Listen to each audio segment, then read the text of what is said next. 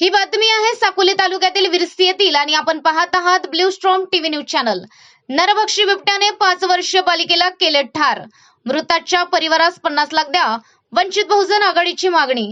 नमस्कार, मी Sanjana Bhambore, Blue Storm TV news channel मध्ये आपल्या सर्वांचे स्वागत आहे आणि ही बातमी आहे महाराष्ट्र प्रतिनिधी संजीव भांबोरे यांच्याकडून।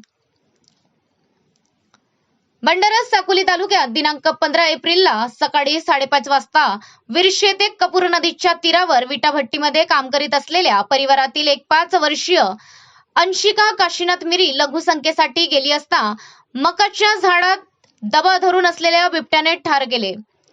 संजय गाबगते यांच्या विटाभट्टीमध्ये गेल्या 4 महिन्यापासून ते काम करत होते। तिचे वडील काशीनाथ मिरी छत्तीसगड बुलतपूर येथील रहिवासी असून कपूर नदीच्या काठावर विटाभट्टीवरती काम करत होते।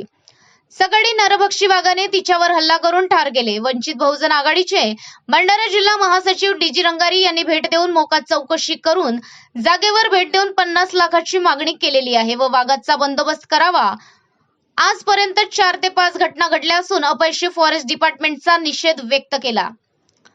नवेगाव नागझिरा व्याघ्र प्रकल्पामध्ये काम करत असलेले अधिकारी पिंजरे सीसीटीव्ही कॅमेरे लावून सुद्धा ते यशस्वी ठरले नाही, ही शोकांतिका आहे। आणखी वाघ किती लोकांच्या नडबडी घेणार ही परिस्थिती निर्माण झाली असून आजूबाजूच्या परिसरातील भीती कायम आहे। महामाया महिला सामाजिक न्याय संघटनेने आर्थिक मदतीची मागणी केली आहे। अशाच काही बातम्यांच्या नवीन अपडेटसाठी आपण पाहत राहा blue Storm TV news channel.